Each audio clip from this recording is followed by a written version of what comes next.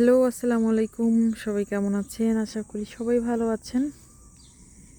আজকের একদম গত রাতে যে এত বৃষ্টি পড়ছিল, বৃষ্টির কারণে একদম সব পথঘাট ভেজা।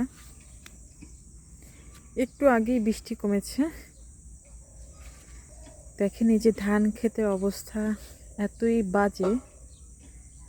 আসলে কৃষকের খুবই খারাপ অবস্থা এখন। আসলে ধান ক্ষেতগুলো একদম নুয়ে গেছে।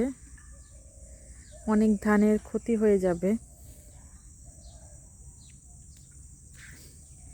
এরকম অবস্থা যদি আরও 2-1 দিন থাকে তাহলে এই ধানগুলো কিন্তু বেশি দিন ভালো থাকবে না, পচে যাবে। রাস্তার পাশে দেখেন কত সুন্দর একটা ফুল ফুটে আছে। বৃষ্টির পানি পড়ে এই ফুলগুলো একদম সুন্দর হয়ে গেছে।